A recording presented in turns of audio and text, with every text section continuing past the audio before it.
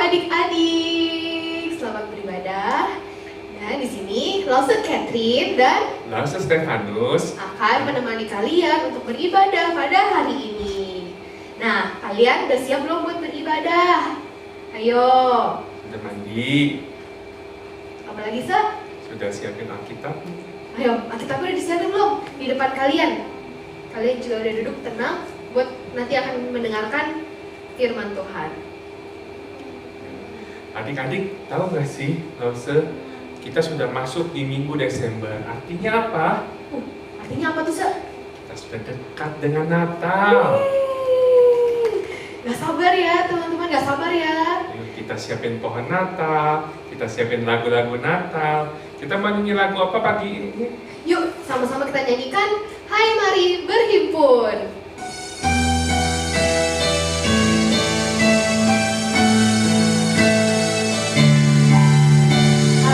Mari berhimpun dan bersukaria, hai mari semua ke Betlehem.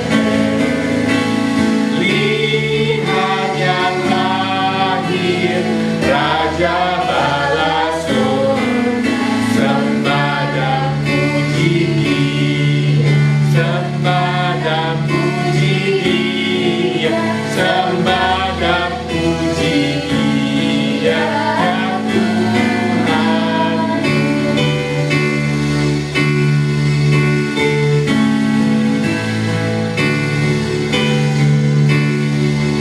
Terangnya ilahi, Allah yang sejati turun menjadi manusia.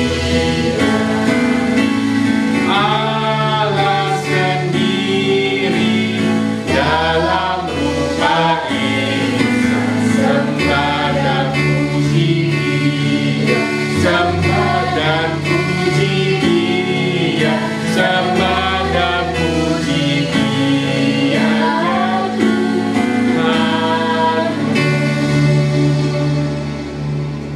Yuk mari sama-sama kita berdoa untuk membuka ibadah pada hari ini.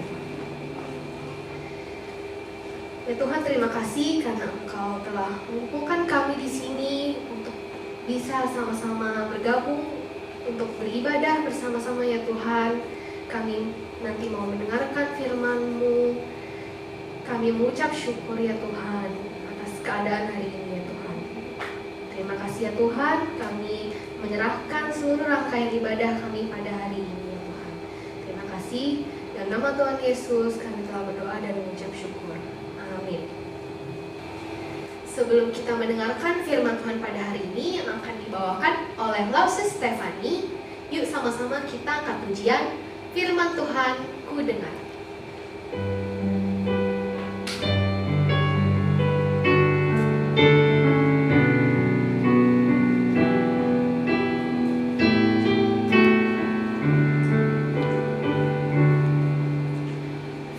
Firman Tuhan ku dengar, ku tanam di hatiku. Ku ingin bertumbuh subur, berbuah lebat. Yesus tolong padaku. Firman Tuhan ku dengar, ku tanam di hatiku. Ku ingin bertumbuh subur, berbuah lebat.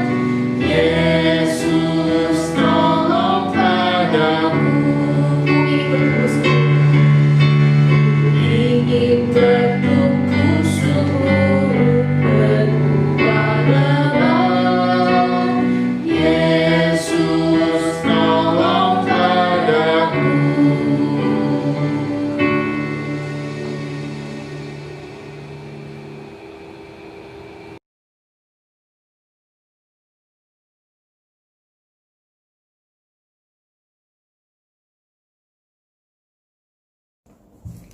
Adik-adik, sebelum kita mulai mendengarkan firman Tuhan pada hari ini, kita berdoa sama-sama ya.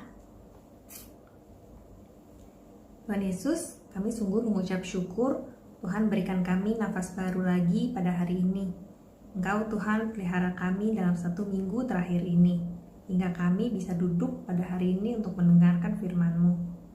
Tuhan Yesus, hari ini kami meminta agar Engkau masuk dalam hati dan pikiran kami sepenuhnya, agar kami bisa fokus dan berkonsentrasi mendengarkan firman-Mu.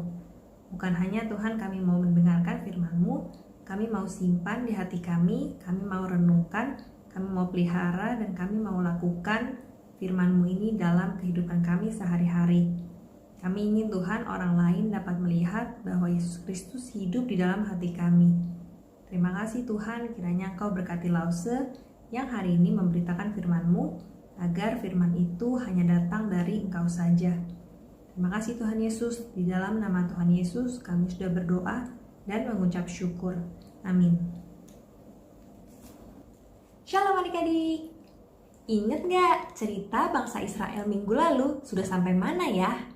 Oh, mereka sudah sampai di tanah perjanjian. Tapi pada saat mereka sampai di tanah perjanjian, Yosua sebagai pemimpin mereka akhirnya tutup usia. Lalu gimana ya dengan nasib bangsa Israel tanpa pemimpin lagi? Apakah mereka tetap setia kepada Tuhan Allah? Atau malah menjauh? Nah, hari ini kita akan membahas tentang kitab Hakim-Hakim. Kenapa ya dinamakan kitab Hakim-Hakim? Yuk, mari kita nonton videonya berikut ini. Kitab Hakim-Hakim.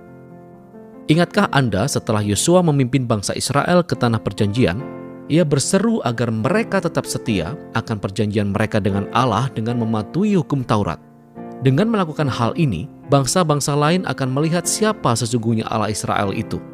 Nah, kitab Hakim-Hakim ini diawali dengan kematian Yosua, dan inti kitab ini bercerita tentang berbagai kegagalan total bangsa Israel. Nama kitab ini diambil dari berbagai model kepemimpinan yang dimiliki bangsa Israel pada zaman itu.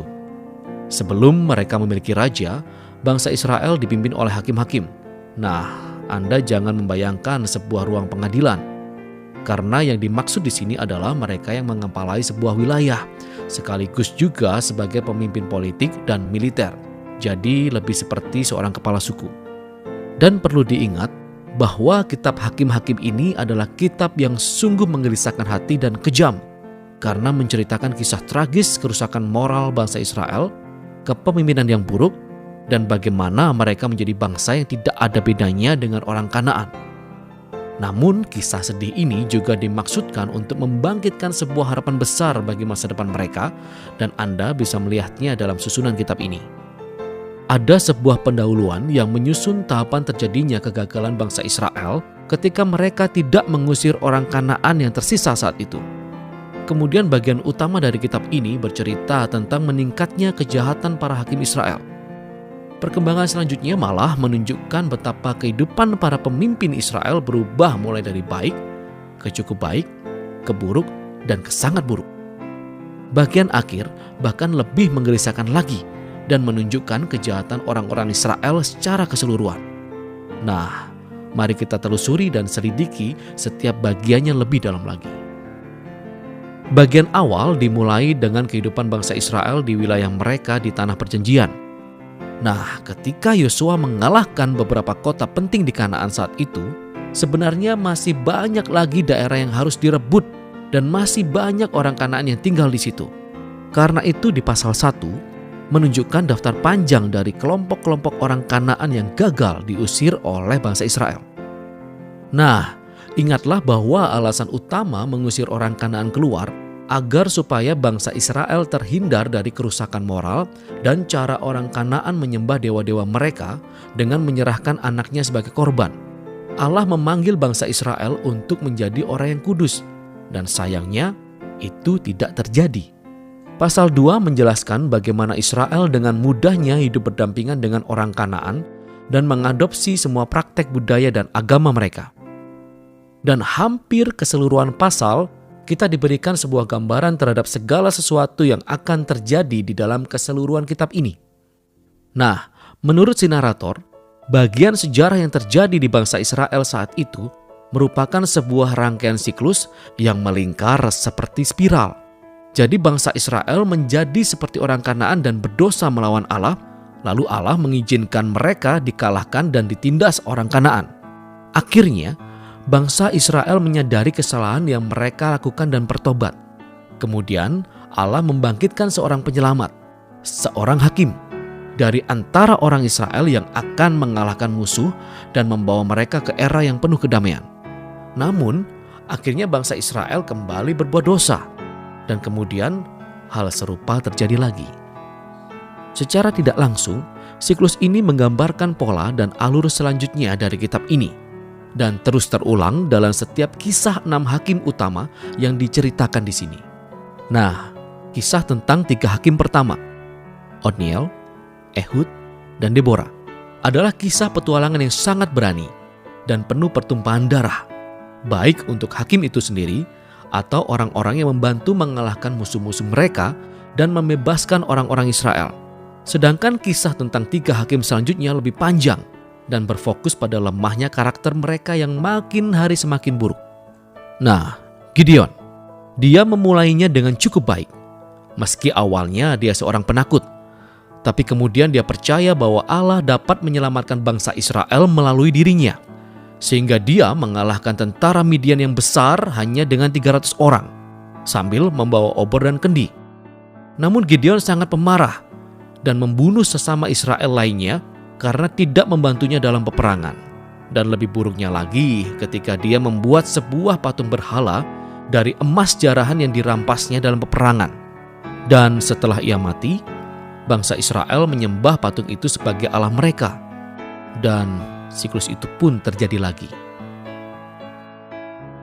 Wah, seru banget ya adik-adik cerita Alkitab yang barusan kita dengarkan dari Hakim-Hakim pasal 1-9.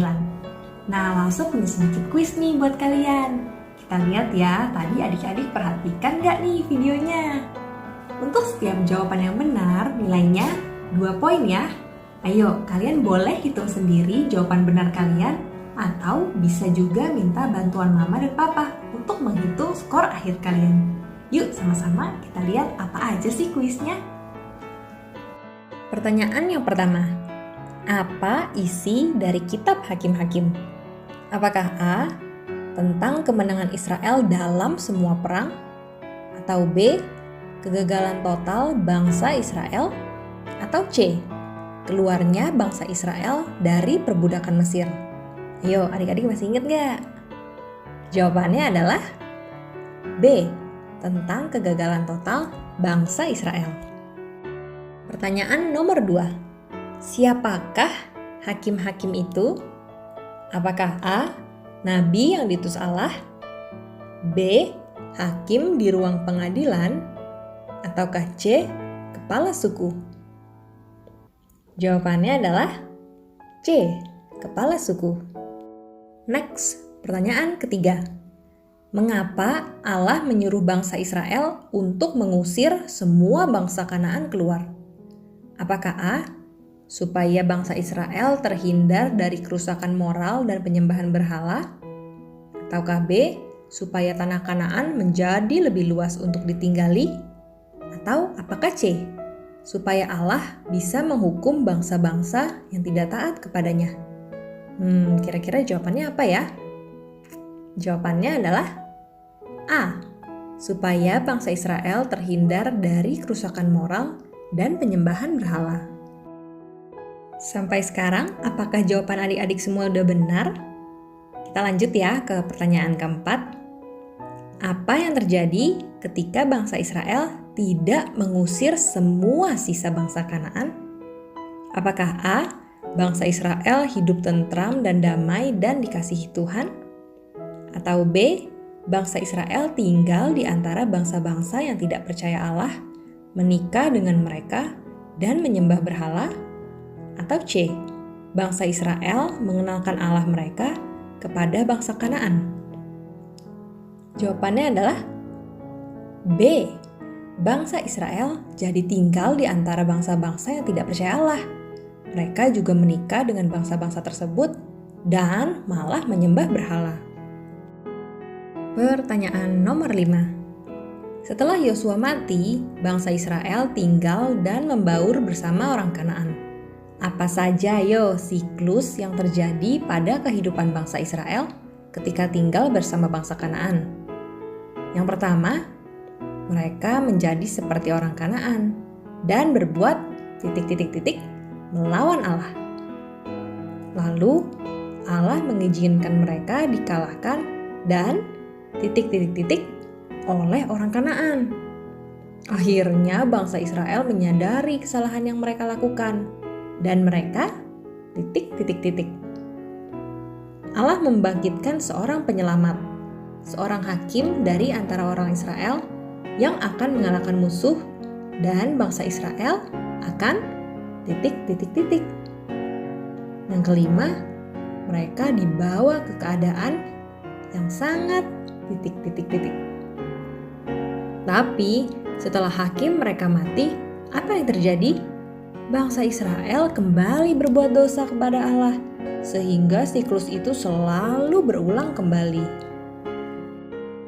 Yuk kita cek sama-sama apakah jawaban kalian sudah benar semua atau masih ada yang kurang tepat. Sambil kita melihat kembali bagaimana sih siklus orang Israel ketika mereka tinggal di tanah Kanaan. Yang pertama, mereka malah menjadi seperti orang Kanaan dan berbuat dosa melawan Allah. Allah mengizinkan mereka dikalahkan dan ditindas oleh orang Kanaan akibat dari dosa mereka itu. Akhirnya bangsa Israel menyadari kesalahan yang mereka lakukan dan mereka bertobat. Lalu Allah membangkitkan seorang penyelamat, seorang hakim dari antara orang Israel yang akan mengalahkan musuh. Bangsa Israel akan dibebaskan. Yang kelima, mereka dibawa ke keadaan yang damai. Tetapi ingat nih adik-adik, setelah hakim mereka mati, apa yang terjadi? Bangsa Israel kembali berbuat dosa kepada Allah, sehingga siklus tadi dari dosa, ditindas, bertobat, dibebaskan, dan damai itu berulang-ulang selalu. Nah, adik-adik, mungkin kalian bertanya, siapa aja sih Lase hakim-hakimnya? Di kitab Hakim-Hakim ada total 12 hakim. Tapi minggu ini kita akan mempelajari 5 hakim pertama yang dicatat menurut kitab Hakim-Hakim. Siapa saja ya mereka? Apakah kalian tahu nama-namanya? Yang pertama adalah Hakim Otniel. Ketika itu bangsa Israel melakukan apa yang jahat di mata Tuhan. Lalu bangkitlah murka Tuhan dan ia menyerahkan bangsa Israel ke tangan bangsa Aram. Ketika bangsa Israel berteriak minta tolong kepada Allah, Allah mengangkat Hakim Otniel untuk mengalahkan bangsa Aram tersebut. Setelah mereka dikalahkan, bangsa Israel hidup aman selama 40 tahun. Tetapi setelah Otniel mati, bangsa Israel mulai berulah lagi. Maka Allah mengizinkan bangsa Moab untuk menguasai Israel. Ketika bangsa Israel berteriak minta tolong kepada Allah, Allah mengangkat Hakim Ehud untuk mengalahkan bangsa Moab. Setelah bangsa Moab dikalahkan, bangsa Israel hidup aman selama 80 tahun. Yang ketiga ada juga Hakim Samgar yang Allah kirimkan untuk menewaskan orang Filistin dengan tongkat penghalau lembu. Yang keempat, setelah Hakim Ehud mati, orang Israel lagi-lagi melakukan apa yang jahat di mata Tuhan. Siklus itu berulang lagi. Maka Allah menyerahkan mereka kepada bangsa Kanaan. Kali ini Allah mengutus Deborah, seorang perempuan, untuk berperang melawan Raja Kanaan dan tentara-tentaranya. Setelah kemenangan Deborah atas orang Kanaan, Israel menikmati kedamaian selama 40 tahun. Tapi lagi-lagi siklus itu berulang kembali. Saat Deborah mati, bangsa Israel kembali tidak taat. Dan Allah mengizinkan orang Midian untuk menyerang Israel. Ketika bangsa Israel berteriak minta tolong kepada Allah, Allah mengirimkan Gideon sebagai hakim kelima di Israel. Yuk kita bahas sedikit lebih dalam tentang Gideon. Adik-adik, tahukah kalian kalau Gideon adalah seorang petani biasa yang rendah hati? Ia adalah seorang yang lemah dan penakut, bahkan sempat menolak panggilan Allah pada awalnya. Namun Allah memilih dan memanggil Gideon untuk membebaskan Israel. Allah yang memberi kekuatan dan kuasa kepada Gideon. Yuk kita sama-sama buka Alkitab kita dan baca Hakim-Hakim 6 ayat 11 sampai 16 untuk melihat seperti apa kejadiannya saat Allah memanggil Gideon. Pembacaan Alkitab diambil dari Hakim-Hakim 6 ayat 11 sampai 16. Kemudian datanglah malaikat Tuhan dan duduk di bawah pohon tarbatin di Ofrat, kepunyaan Yoas, orang Abiezer itu. Sedang Gideon anaknya mengirik gandum dalam tempat pemerasan anggur agar tersembunyi bagi orang Midian. Malaikat Tuhan menampakkan diri kepadanya dan berfirman kepadanya, demikian, Tuhan menyertai engkau, ya pahlawan yang gagah berani. Jawab Gideon kepadanya, ah Tuanku, jika Tuhan menyertai kami, mengapa semuanya ini menimpa kami? Di manakah segala perbuatan-perbuatannya yang ajaib yang diceritakan oleh nenek moyang kami kepada kami? Ketika mereka berkata, bukankah Tuhan telah menuntun kita keluar dari Mesir? Tetapi sekarang Tuhan membuang kami dan menyerahkan kami ke dalam cengkraman orang Midian. Lalu berpalinglah Tuhan kepadanya dan berfirman, pergilah dengan kekuatanmu ini dan selamatkanlah orang Israel dari cengkraman orang Midian. Bukankah aku mengutus engkau? Tetapi jawabnya kepadanya, ah Tuhanku, dengan apakah akan kuselamatkan orang Israel? Ketahuilah, kaumku adalah yang paling kecil di antara suku Manasye, dan aku pun seorang yang paling muda di antara kaum keluargaku. Berfirmanlah Tuhan kepadanya, tetapi akulah yang menyertai engkau, sebab itu engkau akan memukul kala orang Midian itu sampai habis. Demikianlah firman Tuhan.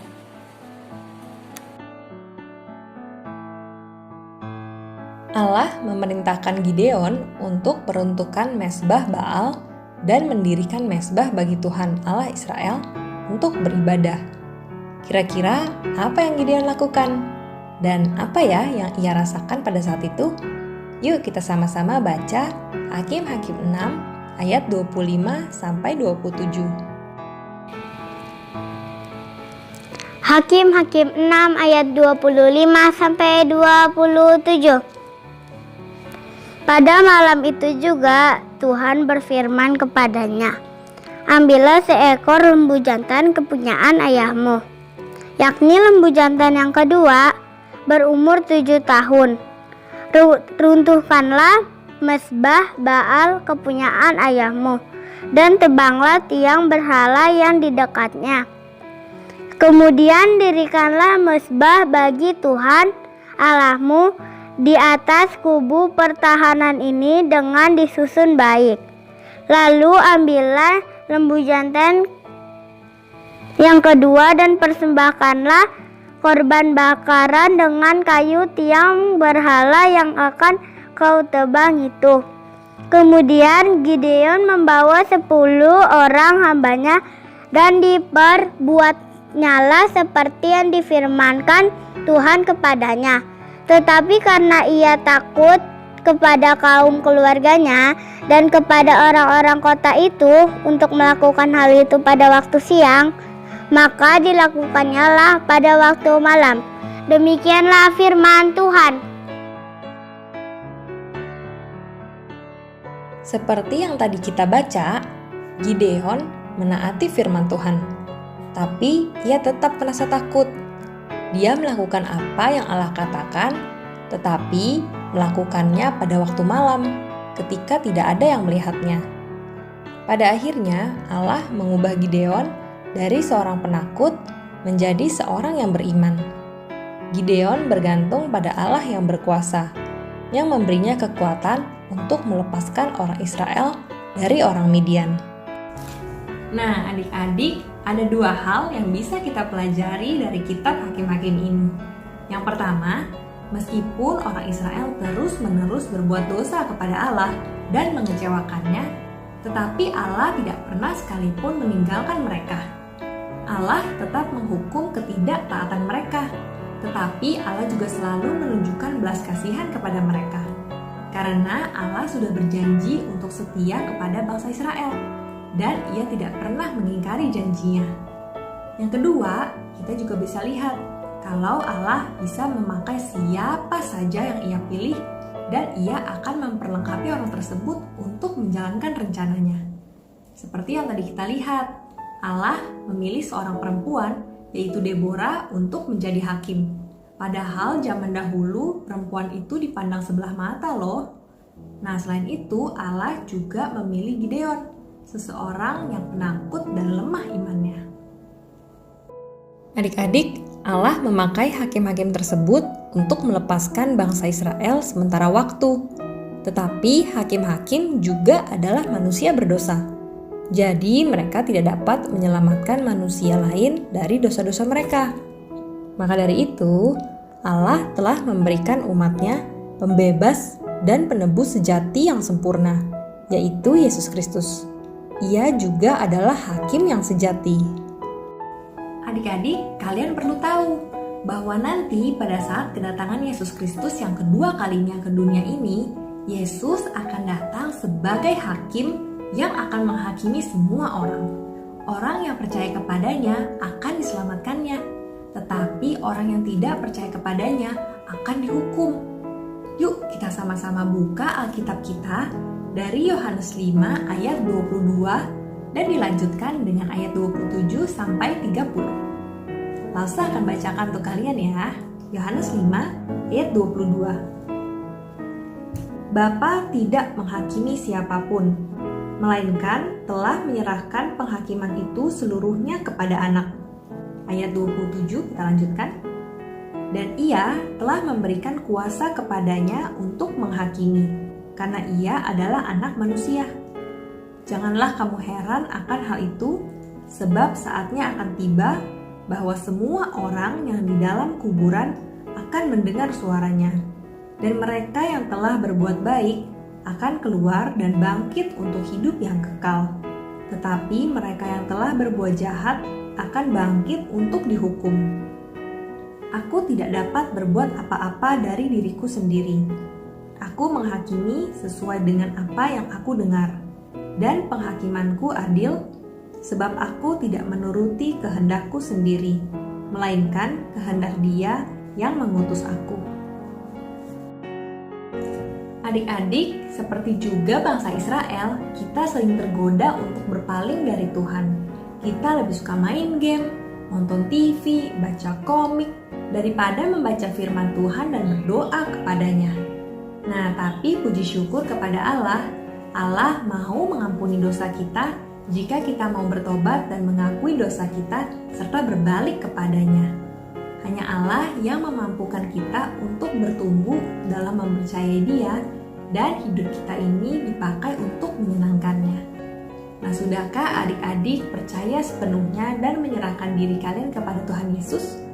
Mari kita renungkan pertanyaan ini dalam hati kita masing-masing. Nah, sekian dulu firman Tuhan kita pada minggu ini. Sampai ketemu di minggu depan ya. Bye! Adik-adik, ayat hafalan kita minggu ini terambil dari Hakim-Hakim 5 ayat 31a. Yuk kita sama-sama buka kitab kita dan kita baca sama-sama. Hakim-Hakim 5 ayat 31a.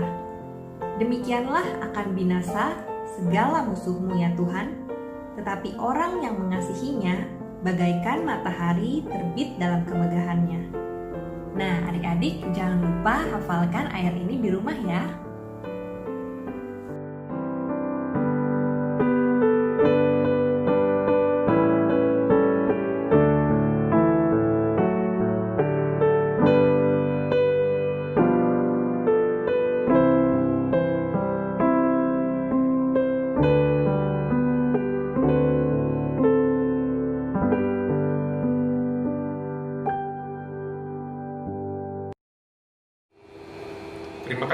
Stefani atas firman-Nya. Yuk teman-teman, mari kita siarkan bahwa hanya ada satu Allah saja yang kita sembah, yaitu Yesus Kristus. Yuk sama-sama kita nyanyikan, hai siarkan di gunung.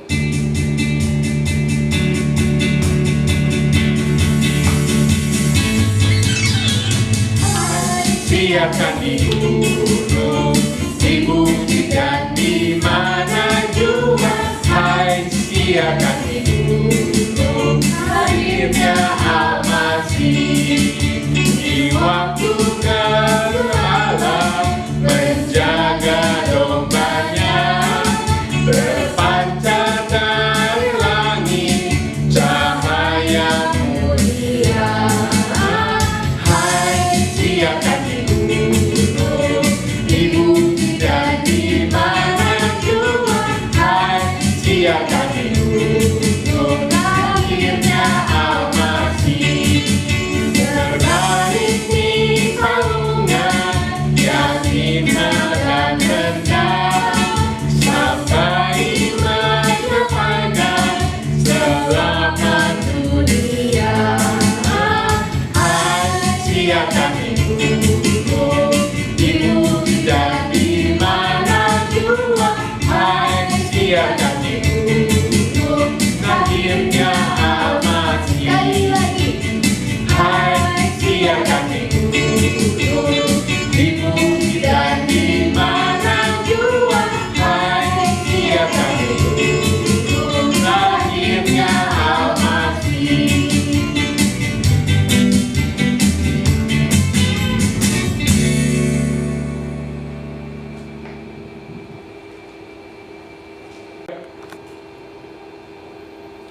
Mari adik-adik kita tutup ibadah kita pada minggu ini dengan doa. Mari kita berdoa. Tuhan Yesus, terima kasih Tuhan atas firman yang sudah diberikan kepada adik-adik kita. Kami berharap Tuhan bisa beribadah kembali bersama Tuhan.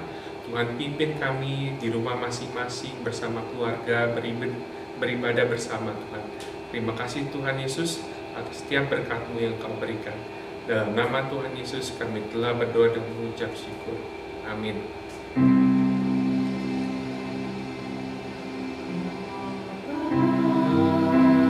Terima kasih. Bapa, terima kasih.